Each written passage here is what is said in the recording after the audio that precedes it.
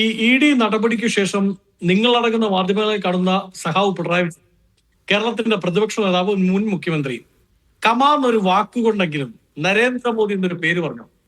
നരേന്ദ്രമോദി ഭരണകൂടത്തിനെതിരെ എന്തെങ്കിലും ഒരു വാക്ക് പറഞ്ഞു. എന്നിട്ട് പറയാ രാഹുൽ ഗാന്ധിക്ക് സന്തോഷമായി കാണും. എന്നിട്ട് ഈ മുദ്രാവാക്യം വിളിക്കുന്ന കുട്ടി സഖാക്കൾ അവർ EDയെയും പേടിയില്ല മോഡിയെയും പേടിയില്ല എന്ന് വിളിക്കേണ്ടതിന് പകരം EDയെയും പേടിയില്ല VDയെയും പേടിയില്ല എന്നാണ് പറയുന്നത്. എന്ത് ഗതികേടാണ് ഇവരെ സംബന്ധിച്ച്? ആരുടെ കൺട്രോളിലാണെന്ന് ED ഉള്ളത്? കേന്ദ്ര അന്വേഷണ ഏജൻസി ആരുടെ കൺട്രോളിലാണ്? അത് കേന്ദ്ര സർക്കാരിന് കൺട്രോളിലാണ്. അപ്പൊ അനിയന്ത്രിതമായി അന്യായമായി ഈ ഒരു അന്വേഷണമാണ് നടക്കുന്നത് എന്ന ബോധ്യമാണ് ഇവർക്കുള്ളതെങ്കിൽ അവർ സമരം ചെയ്യേണ്ടത്, അവർ അടിച്ചു തകർക്കേണ്ടത്, അല്ലെങ്കിൽ അവർ പൊതുമുതൽ നശിപ്പിക്കേണ്ടതിന് പകരം അവരുടെ സമരം ഏകീകരിക്കേണ്ടത് കേന്ദ്ര സർക്കാരിനെതിരായിട്ടാണ്. അവരുടെ സമരനായകൻ സംസാരിക്കേണ്ടത് കേന്ദ്ര ഗവൺമെന്റിനെതിരായിട്ടാണ്. എന്തുകൊണ്ട് ആ ഒരു സംസാരം ഉണ്ടാവാത്തെ? രാഹുൽ ഗാന്ധിക്ക് സന്തോഷമായി. രാഹുൽ ഗാന്ധി എന്ത് സന്തോഷം? രാഹുൽ ഗാന്ധി ഏതാണ്ട് 50 മണിക്കൂർ 60 മണിക്കൂർ നാഷണൽ ഹെറാൾഡ് കേസ് എന്ന് പറയുന്ന പത്രകഷണത്തിന്റെ പോലും തെളിവില്ലാത്തൊരു കേസിൽ പോയി ഇവരുടെ മുമ്പിൽ ഇരുന്ന് കൊടുത്തിട്ടുണ്ട്. തിരിച്ചു വന്നിട്ട് ഞങ്ങൾ അവിടെ അന്വേഷണ ഉദ്യോഗസ്ഥർ വാഹനം തല്ലി തകർക്കുകയും അവിടെ ഡൽഹിയിലാണല്ലോ ഈ അന്വേഷണം നടന്നത്, അതുകൊണ്ട് ഡൽഹി സർക്കാരിനെ 2 തെറി വിളിച്ചേക്കാം എന്നോർത്ത് വർത്തമാനം പറയുകയൊന്നും ചെയ്തിട്ടില്ല. ഞങ്ങൾ കൃത്യമായി ആ വിഷയത്തെ പറ്റി സംസാരിക്കുകയാണ് ചെയ്തത്.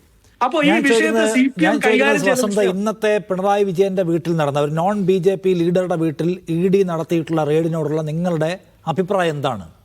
അത് നോൺ BJP പൊളിറ്റിക്കൽ പാർട്ടികളെ ഇല്ലായ്മ ചെയ്യാനുള്ള BJPയുടെ പദ്ധതിയുടെ ഭാഗമായിട്ട് കാണുന്നുണ്ടോ, അതോ അതൊരു മെറിറ്റോറിയസ് അന്വേഷണമായിട്ടാണോ നിങ്ങളുടെ നിലപാട്? നിങ്ങൾ കാണുന്നത് എങ്ങനെയാണ്? സൈലന്റ് അലൈ ഓഫ് BJP ആണ് എന്നാണ് ഞങ്ങൾ പിണറായി വിജയനെ എല്ലാ കാലത്തും കണ്ടിരിക്കുന്നത്. ഇപ്പോഴും അത് തന്നെയാണ് ഞങ്ങളുടെ നിലപാട്. ആ കാര്യത്തിൽ കുറച്ച് ഒരു മിനിറ്റ് ഞാൻ പറയാം. ഒറ്റ വാക്യം നമുക്ക് പറയാൻ പറ്റില്ലല്ലോ. ഈ അന്വേഷണ ഏജൻസികൾ എത്ര കേസുകൾ കേരളത്തിൽ എടുത്തിട്ടുണ്ട് കഴിഞ്ഞ 10 വർഷത്തിനിടയിൽ? ആ അന്വേഷണ ഏജൻസികൾ തൃശ്ശൂരിലെ ഇലക്ഷൻ വരെ, ഈ തൃശ്ശൂരിൽ ഉണ്ടായിരുന്ന അന്വേഷണ ഏജൻസികൾ ഇലക്ഷന്റെ തലേദിവസം കയറിപ്പോയി. അവിടെ ഒരു MP ഉണ്ടായി, പിന്നീട് ആ അന്വേഷണ ഏജൻസി അവിടെ കണ്ടിട്ടില്ല. ഇനി ലൈഫ് മിഷൻ കേസുമായി ബന്ധപ്പെട്ട് place of occurrence of the crime എന്ന് പറഞ്ഞുകൊണ്ട് ഈ അന്വേഷണ ഏജൻസി രേഖപ്പെടുത്തിയ സ്ഥലമാണ് CMന്റെ ഓഫീസ്. അവിടെ ആയിരുന്നു ആരുണ്ടായിരുന്നത്? ഈ പറയുന്ന നമ്മുടെ പ്രിൻസിപ്പൽ സെക്രട്ടറി ആയിരുന്ന പ്രിൻസിപ്പൽ സെക്രട്ടറി ഉണ്ടായിരുന്നത്. അയാൾ അറസ്റ്റ് ചെയ്യപ്പെട്ടു. എന്നിട്ടും ശിവശങ്കരൻ, താങ്ക് യു ശിവശങ്കരൻ ഉണ്ടായിരുന്നു, ശ്രീ നിഷാദ്. എന്നിട്ടും അവിടെ ഈ place of occurrence of the crime എന്ന് രേഖപ്പെടുത്തിയിരിക്കുന്ന സ്ഥലത്ത് അന്വേഷണ ഏജൻസി എത്തിയില്ലല്ലോ. ഒരു ക്രൈം ഉണ്ടായാൽ ഏറ്റവും ആദ്യം അന്വേഷണം നടക്കേണ്ടത് പ്ലേസ് ഓഫ് ഒക്കറൻസിലല്ലേ? എന്താണ് അവിടെ എത്താഞ്ഞത്?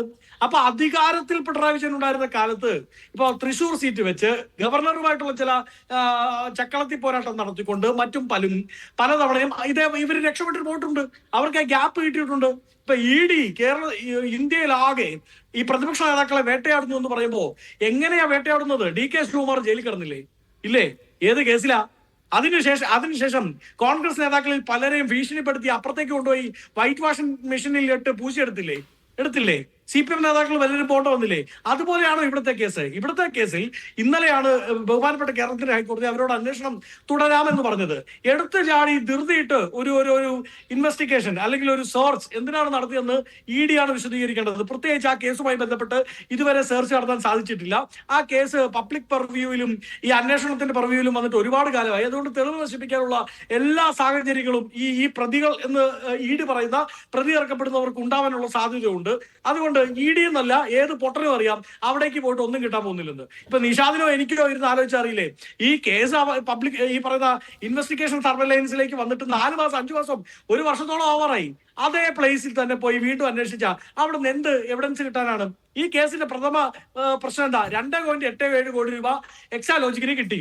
എന്തിനാ കിട്ടിയത് ഇവര് പറഞ്ഞാൽ മതി, പ്രശ്നം തീർന്നു.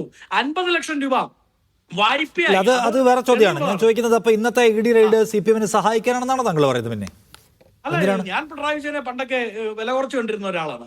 പക്ഷെ ഞാൻ ഇന്ന് അതിശയപ്പെടുകയാണ്. EDയെ കൊണ്ട് സാധാരണ മോഡി രാഷ്ട്രീയ പാർട്ടികളെ പേടിപ്പിക്കുകയാണ് ചെയ്യുന്നത്. ഇത് EDയെ കൊണ്ട് അദ്ദേഹത്തിന്റെ PR വർക്ക് ചെയ്യിപ്പിക്കാൻ സാധിച്ചു എന്ന് പറഞ്ഞാൽ പിണറായി വിജയൻ നിസ്സാരക്കാരനാണോ? ഇതുവരെ തോറ്റു തൊപ്പിയിട്ട് നിൽക്കുന്ന ഒരു പാർട്ടിക്ക് അവരുടെ മുഴുവൻ സംഘടനാ സംവിധാനത്തെ ഒറ്റയടിക്ക് ഊർജിതപ്പെടുത്താൻ പറ്റിയെങ്കിൽ മിനിഞ്ഞാന്ന് വരെ CPMന്റെ ജില്ലാ സെക്രട്ടേറിയറ്റ് യോഗത്തിൽ പോയിട്ട് പിണറായി വിജയൻ എന്ന് പറയുന്ന മൂരാച്ചി എന്ന് വിളിച്ച സമര സഖാക്കൾക്ക് തെരുവിലിറങ്ങി പിണറായി വിജയ കണ്ണിലുണ്ണി എന്ന് വിളിക്കേണ്ട അവസ്ഥ ഉണ്ടാക്കിയെങ്കിൽ നിസാര പണിയാണോ നടന്നത്?